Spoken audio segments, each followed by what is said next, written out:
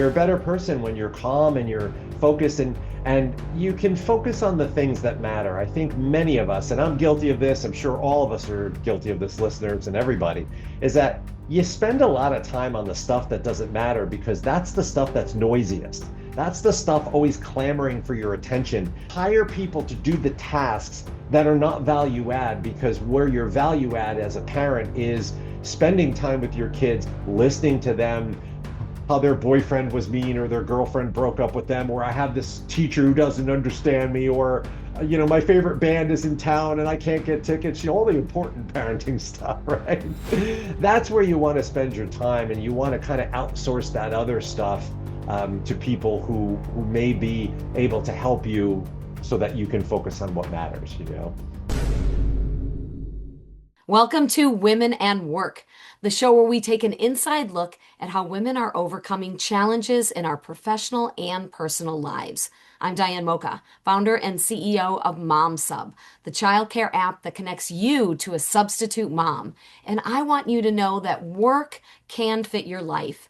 This week, we're taking a different approach by meeting someone who specializes in helping women find empowerment during divorce. It's the first time we have a man as a guest. Yes, it's It's a lot of true. pressure. Yes. Joe Dillon is joining us today to explain the unanticipated consequences of our choices around career and finances and family, right? Well, thanks for being here, Joe. Thanks for having me. I appreciate it. So I understand you are a child of divorce and you've been a Yep. divorce mediator for 17 years, focused on helping women start a new chapter. So I want to know, during all your years working with women who are going through a breakup, what's been the most preventable part of their pain that you've seen from your perspective? Yeah, certainly, right. So, it's been a long, long journey. But for the past, 17 years, coming up on 18, actually, we've been working with client couples here. And I'd say probably the biggest thing that I see is the decisions that couples make early on in a relationship without them thinking that divorce may be in their future, right? Because no one gets married with the intention of getting divorced, and then thinking to themselves like, okay, well, these decisions at this time were newlyweds, great, yeah, no problem. And then they have these consequences down the road, and usually the biggest one is someone giving up their career. And we see that a lot where, sure, okay, it makes sense, this is the role, and okay, I'll work inside the home with the kids, and yeah, yeah, yeah. But these are educated women who have also gone to college and who have also started careers. And then now you find yourself, 15, 20, 25 years down the road, you're facing a divorce, and now you're really behind the eight ball because you're probably, most of our clients are like in their late 40s to mid to late 50s. And at that point, to like really rebuild your career is hard, right? It's really you're not going to catch up to, say, your spouse who has been in the workforce that whole time. And this happened to your mom, I understand? Well, she was, yeah. So she was a single mom. She was home with me. My mom, grew up in an era where, born in the 30s, where she didn't go to college and was really more just kind of, worked part time and then was home with me. So, but still, the same fallout applies, right? If you've got someone where there's a sole breadwinner and you're not the sole breadwinner, you're left with relying heavily on cobbling together an income, alimony, child support, and those things. And as we know, from divorce, that the income has to now spread across two households. There's not like you walk into your boss's office and say, "I'm getting a divorce. I need you to double my income." And that all of a sudden you've now got this one income that's got to spread across two households. And that was also a challenge, obviously, for us growing up. So she re-entered the workforce part-time and then ultimately, grew into a full-time role. Now, you probably know as well as I do that women handle 75% of the unpaid labor in the world. Childcare is Hmm. just one of many things women do that they're not paid for. And this decision to take on this unpaid labor is often based on support from others, family, a spouse, etc.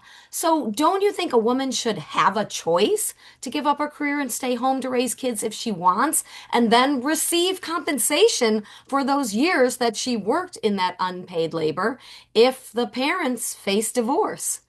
Yeah, and that's exactly what alimony is meant for, right? It's to say, look, you provided economic value, whoever the party who stays home.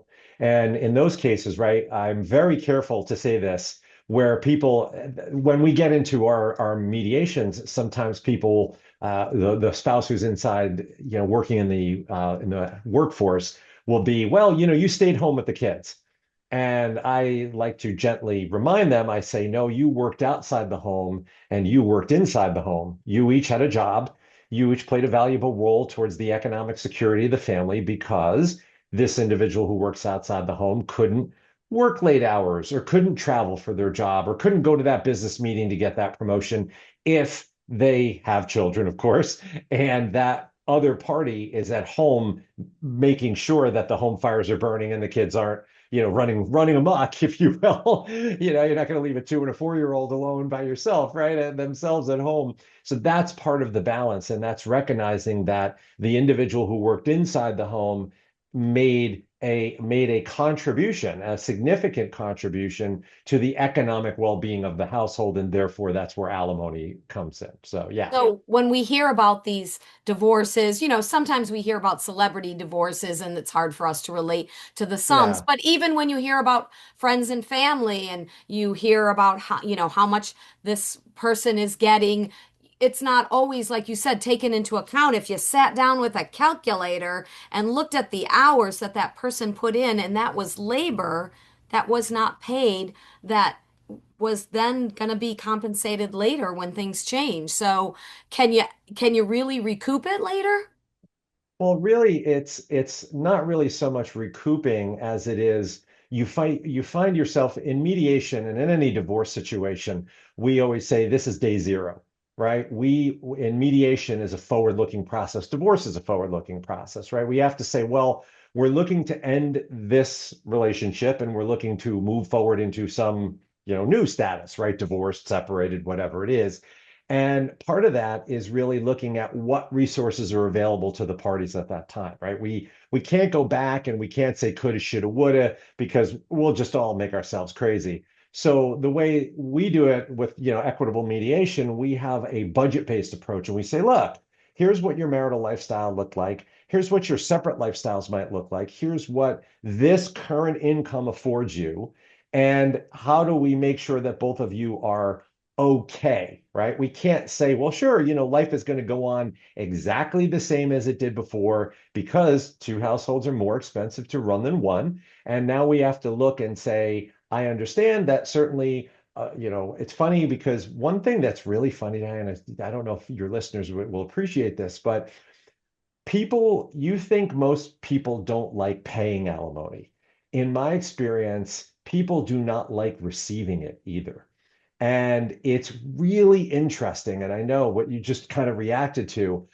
I can't tell you how many times I've had, a parent who stayed in worked inside the home, a wife who was like said like out loud, and we're in polite company, so I'll keep the expletives to myself. But do you really think I want your effing money? No, I wanted my career. I wanted my job, but this is where we are. Like I have that conversation quite frequently.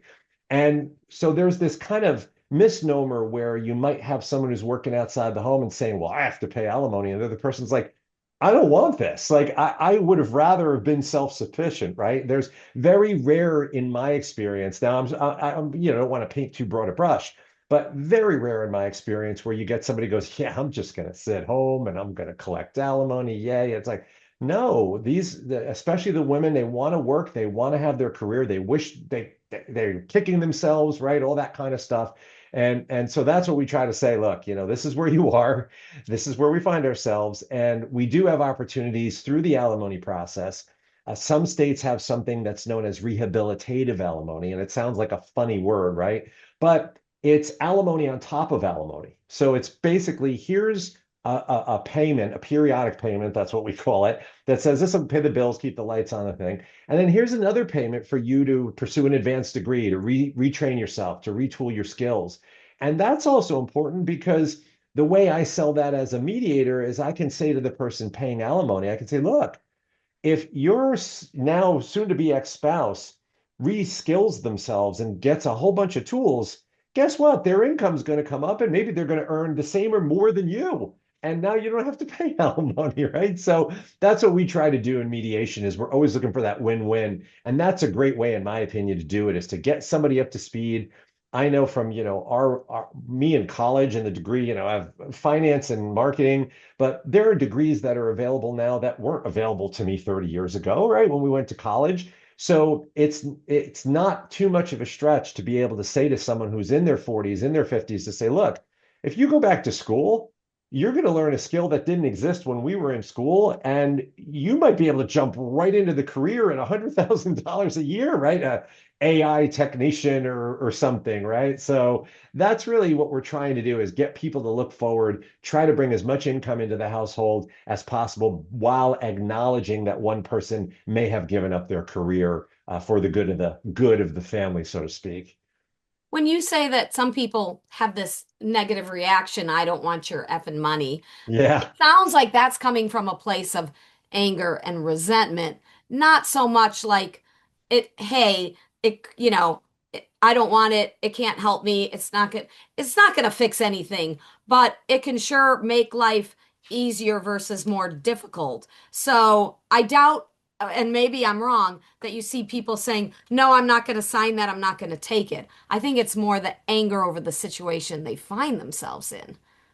Yeah, for the most part, but there are people who are also very proud, and there are women that I've encountered that say, I appreciate the offer. However, they're really maybe more focused on their kids. So, you can't waive child support, for example, right? So when you talk about child support in a divorce, child support belongs to the children. Alimony belongs to the adults. Child support has to be paid. If it's not, somebody's going to jail. Very simple, really, really basic fact. And one party might say, look, absolutely child support. These are our kids. I need you to take care of the kids. We need the financial resources. However, I want to be on a path to self-sufficiency. And that's part of our process too. The way I look at things, I guess it's a little different. I'm a non-attorney mediator, so my background is finance.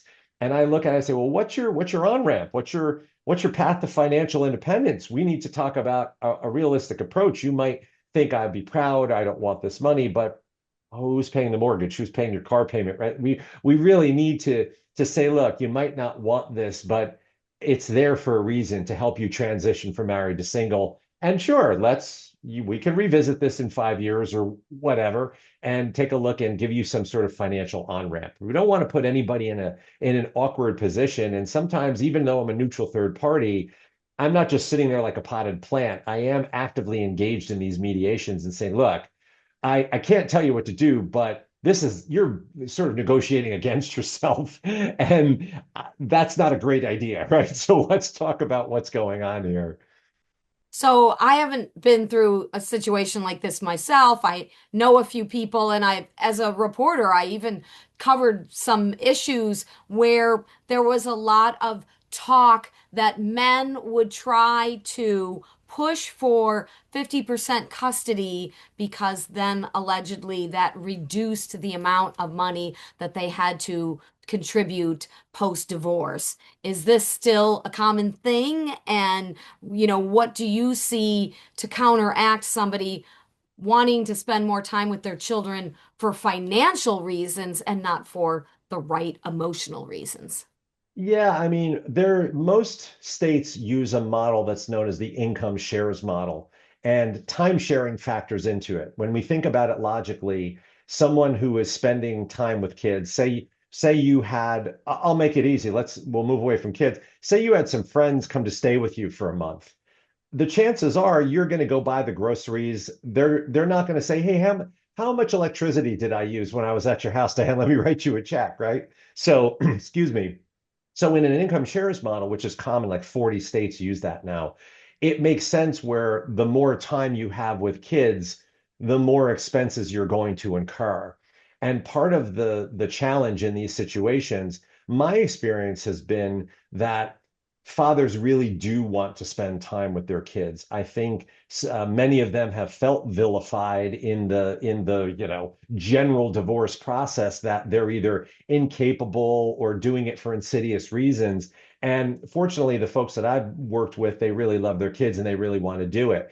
What does become a challenge, and this is a really hard conversation again, because you never want to tell someone, no, you can't spend 50% of the time with the kids, but you have to question them, and you say, okay, I hear you and I feel you and I totally understand that. But if you work in Chicago and you live in Naperville, you're probably not getting home for at least 2 hours. Are you going to be able to leave the loop and get out to the western suburbs and be able to pick your kids up at 3:30? You're probably not, despite I know you really, really want to. So we want to make sure that we set you up for success. You have a parenting plan that can work, and then we let the finances kind of fall where they fall. That's really, I think a lot of the models have changed. What you're referring to is there used to be a model that was far more common. It was known as, in slang, the percentage of obligers income model, meaning one person paid a flat percentage based on the number of kids that they have. New York still kind of uses that. And so people would make an argument and say, well, why am I paying 100% of the child support if I've got the kids 50% of the time? And if they do, yeah, in my world, that's a legitimate statement, right? Well, I'm paying 100% of the support to another person, but the kids are with me half the time. We should probably talk about that.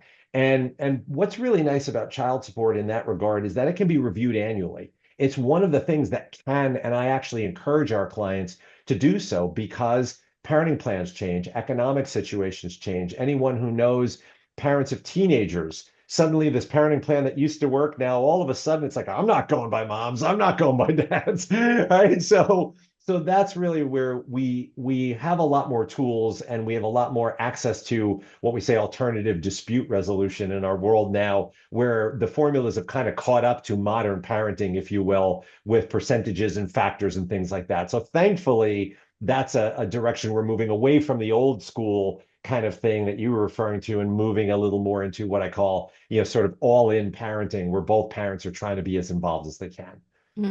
And speaking of both parents involved, I see a lot of women who do work full time. Their spouses work full time. Yep. They're both trying to manage the kids, manage the household, and Yeah. manage their career.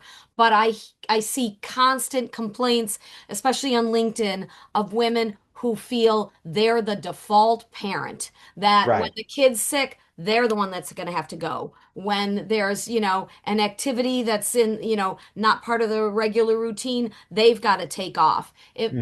If there's any sacrifice involving, a step back from the career, or just, doing something out of the norm, they're always the default parent. Even at home, if there's a project to work on, it's the mom that gets pulled in. And so I wonder if this comes up in all your calculation and all your back and forth mediation, that you hear about the mental load that the woman carried all those years, even if she was fully working the same amount of hours as the man, but she was doing all the extra default parenting, and how that's calculated in when something like this happens, like a divorce.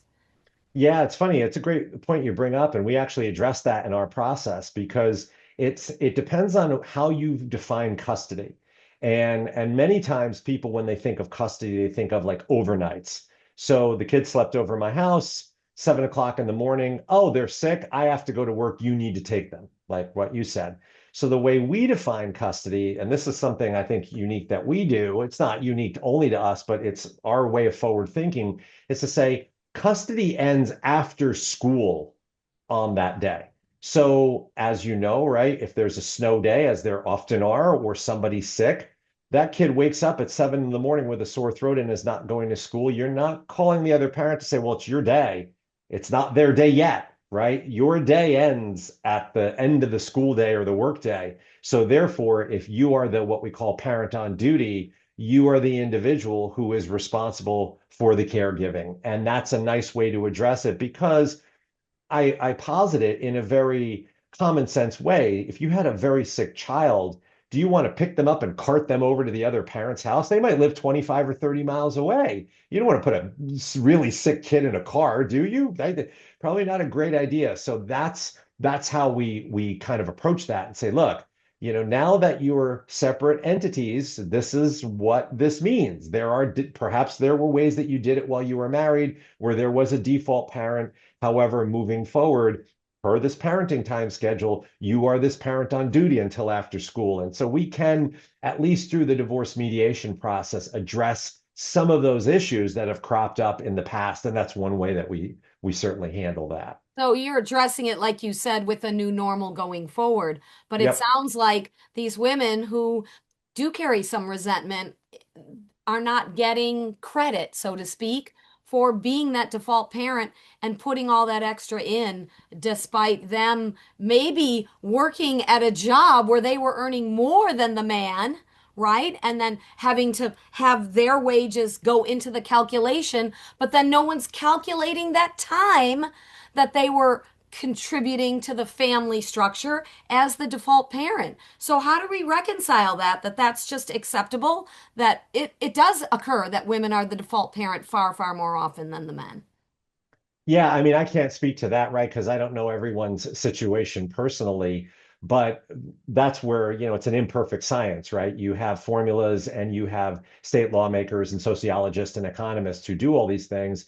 And as a mediator, that's why I encourage people to mediate their divorces. If you use a lawyer, you go through a traditional process, you're left with a formula. You're left with every state by federal law, every state must have a repeatable way to calculate child support in the form of a guideline. And in our world, we say that's a rebuttable presumption, meaning unless the parties otherwise mutually agree, here is your number.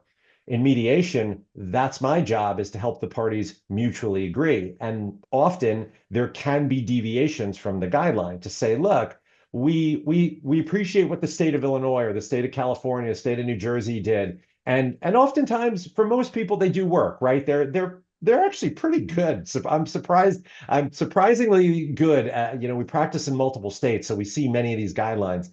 But there are instances where you can say, look, in recognition of X, Y, or Z, this is what we've decided that's an alternative. And a common one, for example, might be where you have other types of expenses that are outside the child support guidelines. So to give you an example, when you calculate a guideline, that's food, it's shelter, it's utilities, it's the basics. But that doesn't count gymnastics, tap, all-star soccer camp. That's not in your calculated guideline. So that's where parents have a lot of flexibility and will see accommodations being made to say, look, you know what?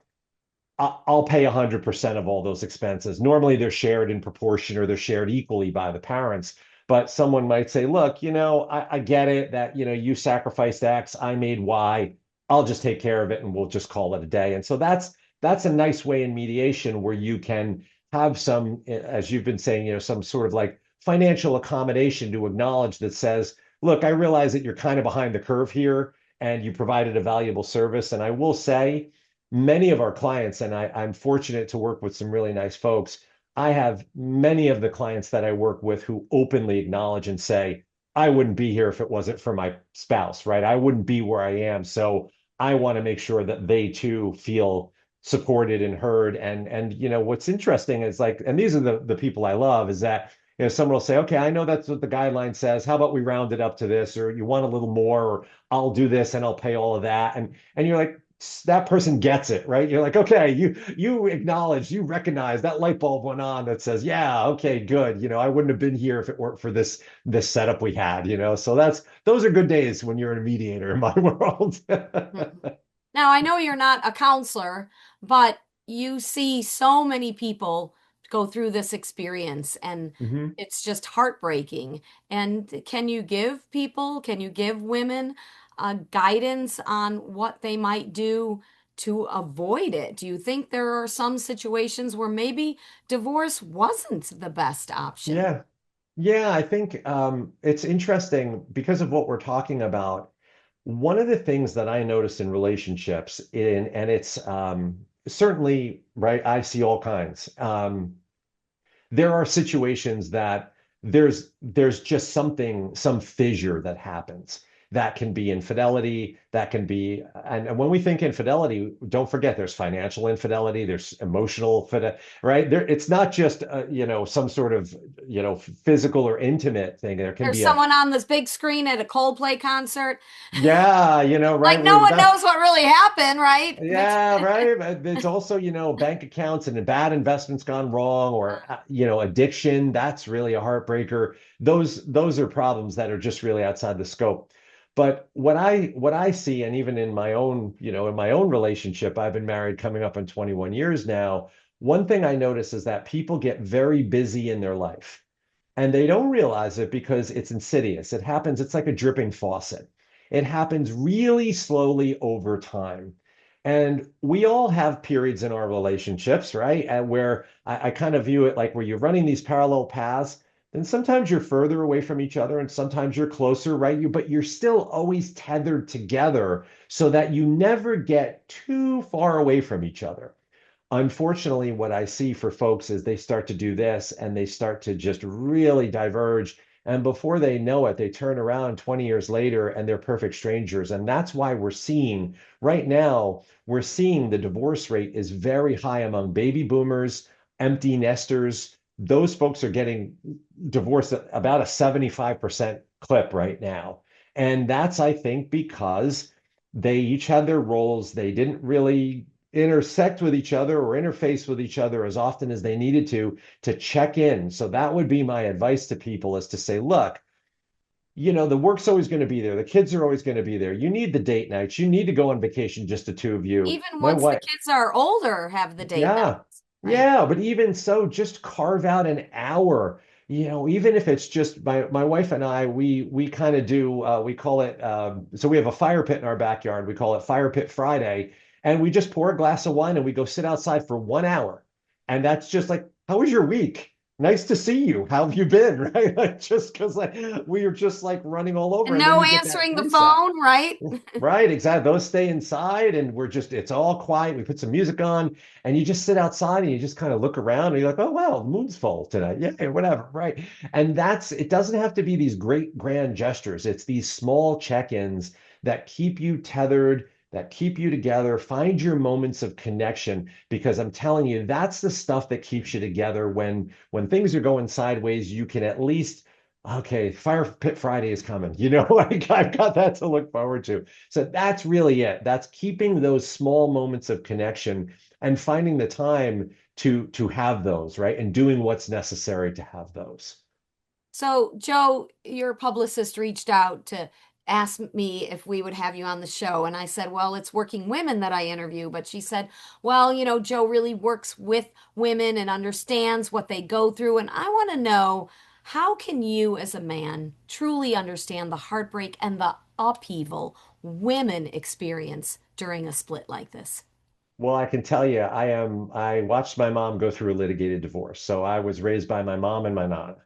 And we have very strong women in our family, and I'm an only child, so I got a front row seat and watched how it all unfolded from everything from dad starting to come home later and later and later and later, and then dad changing his wardrobe because my dad was in construction, and then suddenly he's dressing nice. My dad always wore overalls. Like, why does dad have a dress shirt on? Right? Like that's odd. Dad got a haircut, as a kid, and you start noticing that he's not around, and then money is getting tighter, and watching that all unfold. And then I watched my mom, have to go from being working, inside the home with me to part-time work to full-time work to multiple jobs. And I experienced it as a child of divorce and really had that unfortunate front row seat. From that, to answer your question specifically, it was a blessing and a curse, but really I choose to look at it as a blessing because I then became the primary caregiver of the household. So I did the laundry, I cooked, I vacuumed, I dusted, right? As a 15, 16-year-old boy, right? Now I had to like kind of quit sports and you had to get a job and do those things. And my wife kind of teases me. She's like, I'm very sorry you went through that, but I'm really glad because you have an appreciation for that and you bring those skills to our relationship. So We take turns cooking. We take turns doing the laundry. We're always cleaning up, after the dog or whatever it is, right? And I really got a great appreciation, Diane, for that because I watched my mom having to do that. And then I would come home after school, and it was always funny. It was very cute. There'd be a list. Okay, at 3:45, I want you to vacuum. That should take you a half hour. Like, so she mapped it all out for He me. was a drill sergeant. Yeah, it was great. But she's like, at 5:30, turn the oven on to 450. When it preheats, take the chicken out of the fridge, and so it was really it was kind of nice, and I really looked at it, and I'd have that list, and I would have a pen, and I'd have the list, like you said, and I would cross it all off. And then I realized, okay, I got everything done. Now I can go play the video games, or I can get to my homework, or I can do whatever it is. So really, I have to say, it's not that I would wish this on anyone being an only child and a child of divorce, but it really did give me a singular appreciation for what women and my mom went through at, going through that process, especially as someone who hadn't really worked outside the home, I think, until I was 11. And then when she did, she worked part-time at a jewelry store and then had to, kind of get up to speed and do things. And she was able to do that, went back to school and then became a gemologist and, became a jewelry manager. And she needed to, and she did what was required. So I did get that taste as a kid for probably the better part of 3 years, which is probably too much as for a high school student. You'd rather be out playing with your friends or playing soccer or whatever. But I'm humbled by it and grateful for that because it really did teach me quite a bit. So I would imagine was really, really hard. And she yeah. may have felt at times she wasn't sure how to go forward. You may have seen some tears. What do you tell women who just look at you and say, I just don't even see a way to support my children and to pay for childcare and to do these things that you're suggesting? I don't even see the path forward. Right. And you won't at this time. When you're in the eye of the storm, all you see is hurricane. Uh-huh. And when I talk to folks, I say, listen, I'm going to tell you something right now. And I say this right to my clients. The next year or two is going to really suck.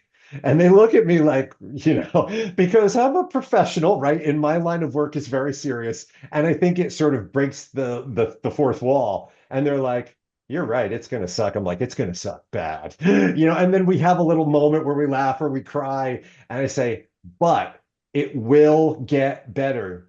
But we have to have a plan. We have to get you on a path. We have to do budgets. We have to have a support plan in place. We have to have a career plan in place. And those are all the things that, as a mediator, that's a little different the way we do things is they're not typical divorce topics, but they do go to the heart of the fallout of the divorce. We say, well, okay, um, what are you interested in? I always wanted to be a personal trainer. Great. Let's talk about that. So we go to the Bureau of Labor Statistics. Well, a starting personal trainer can make 40,000 a year. Do you think you could go back to school and learn that? Yes. Okay. Next time I want you to research, and we go through that and give people hope because sometimes in a divorce, it's been my experience, it's very rare where both people come to the decision at the exact same time. And it's usually one party is driving it. And typically women, 70% of divorces are filed by women. So women are the primary drivers of divorce, despite the economics, despite what in your brain might say, well, financially, this isn't a great idea, but I still want out. And so we work with that. Okay, we have the situation. We now have to devise a path. I call it an on-ramp for the next year or two until you get your sea legs under you and you go, okay, I can pay my bills. I've got a job. I'm earning money. Things are a little tight, but I know how to budget because sometimes folks, it's funny and it's opposite in my house. My wife is the financial person in our house, which is odd since I have an MBA in finance. But she pays the bills, she knows the budget, all that stuff, right? But there are folks who don't have that. And so I say, okay, we're going to learn to budget. We're going to teach you how to budget during this process. We're going to show you how to manage money, how to manage investments, and do those kinds of things. And that gives people confidence, which then I believe they exude that and that goes into that next level. Yeah, I can get that job. Yeah, I can go back to school. That's what we're trying to do is we're trying to build people up in that positive way. So, and it really does work. If you say, look, next couple of years are going to be terrible, right? Just don't beat yourself up over it. If it's 10 years down the road, I'm hoping it's going to be better. I can't guarantee anything, of course, but chances are that you'll be back on your feet, at least in some way, shape, or form, right? Joe, in my business, I see differences in men and women in general. Yeah. When it comes to finances, men will readily pay for our service, mom sub, that finds and Hmm. manages a nanny. But women, oftentimes, I can just sense they're feeling this guilt around childcare and they struggle to pay for help. They say, I have to wait and talk to my spouse and get his approval. They get almost frozen by this mental load that we hear about Hmm. and they're Yeah. unable to decide. And do you think that men should recognize that? Do you think this would be helpful for them to see their wives are overwhelmed, that are just having trouble delegating and even making decisions, and just pay for things that are their so-called duties, pay for the maid, pay for, a meal plan, pay for a company to do the search for the nanny instead of the mom spending 30 hours on it over the next 6 weeks? Do Sure. you think that this is an appropriate step to prevent that regression into resentment over time when women just feel like it all falls on me? Yeah, 100%, right? When you think about investing, let's let's just take retirement just as an easy one that I think everyone can get a handle on.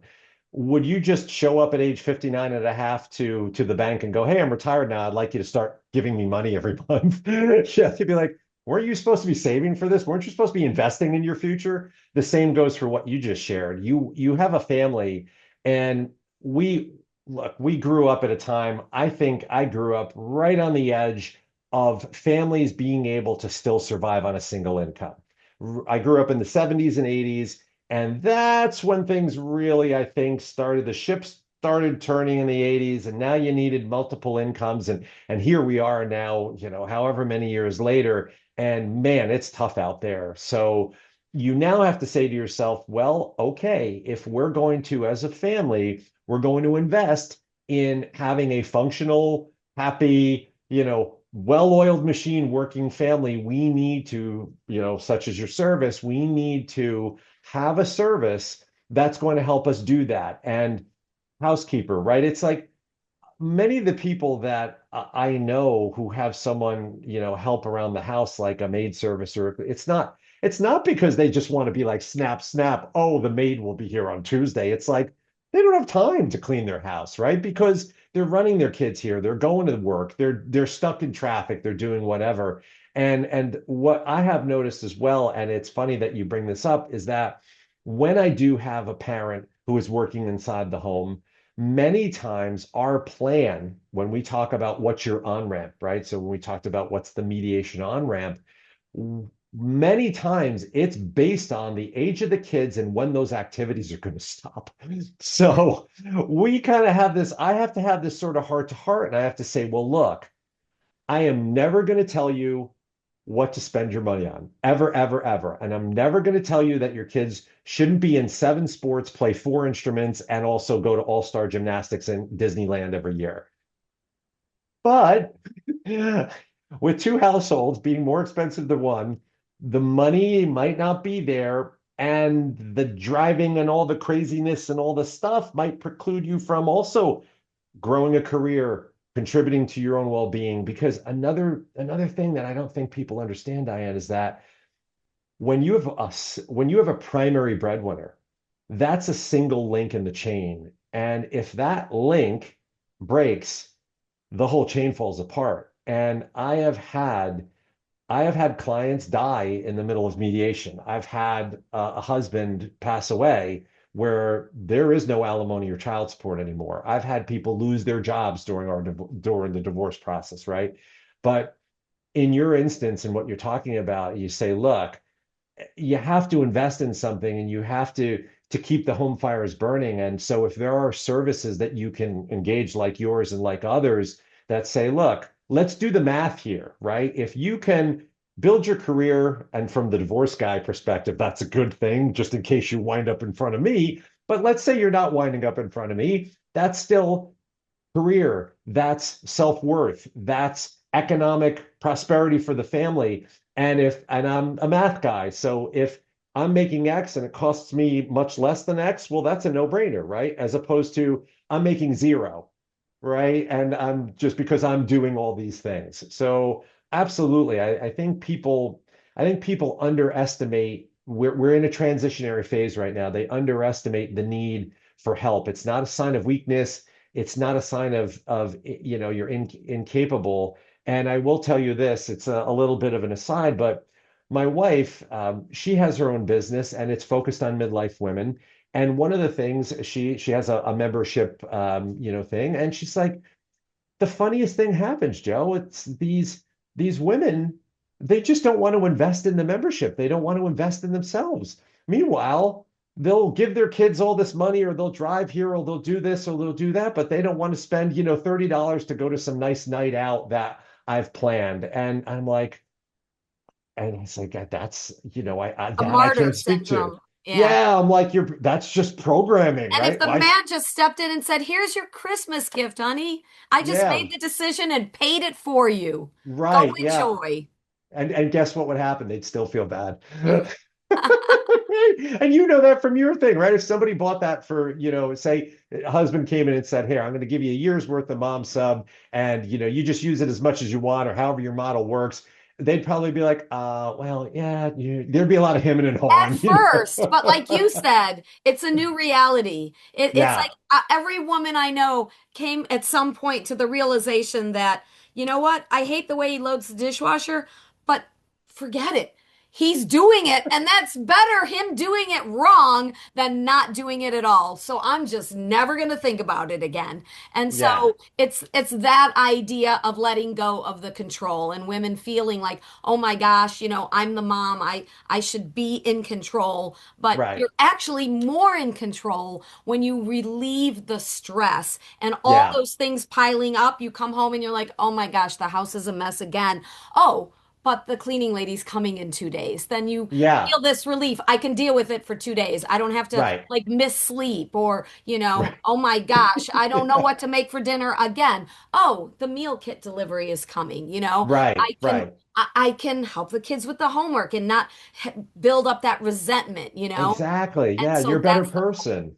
yeah. Yeah, you're a better person when you're calm and you're focused and you can focus on the things that matter. I think many of us, and I'm guilty of this, I'm sure all of us are guilty of this, listeners and everybody, is that you spend a lot of time on the stuff that doesn't matter because that's the stuff that's noisiest. That's the stuff always clamoring for your attention, the drip, drip, drip, right? And then if you really just learn to step away. Now, I am a Virgo, I am like OCD. I can't see a single thing out of place, but over time, so for example, we have a dog that sheds like nobody's business. And at first, I'm like vacuuming behind her as she's walking down the hall, And after a while, I'm like, you know what? I'll vacuum once a week because it does get to the point where, it's like tumbleweeds. But I'm like, okay, I have to just accept that that's a waste of time because the minute she shakes off from coming in from outside, there It's goes my vacuuming, and that was a half hour of my life I just wasted, right? So do the things that will do get hire people to do the tasks that are not value add because where your value add as a parent is spending time with your kids, listening to them, how their boyfriend was mean or their girlfriend broke up with them, or I have this teacher who doesn't understand me, or my favorite band is in town and I can't get tickets, all the important parenting stuff, right? That's where you want to spend your time and you want to kind of outsource that other stuff to people who may be able to help you so that you can focus on what matters. Well, thank you, Joe, for all that you shared on women in work today. If Yeah, you my were pleasure. enlightened by today's episode, remember to share it with a friend, leave a review, and subscribe to meet our next amazing guest. If you or anyone you know is struggling to find the right childcare, check out MomSub's free webinar that guides families through the steps to find and keep a trusted, reliable nanny. That's at momsub.com/webinar. That's MomSub like a substitute mom. And you can connect with MomSub on Instagram, TikTok, Facebook, or LinkedIn. Our mission is for you to discover what you want in life, pursue it with intensity, reach out for help when needed, like we talked about today, and fulfill your dream, reducing your stress, guilt, and self criticism, and increasing your calm, confidence, and clarity along the way. So remember that your career, your choices, and your success are yours to define. Keep pushing boundaries and spreading your love and encouragement to other women who need it.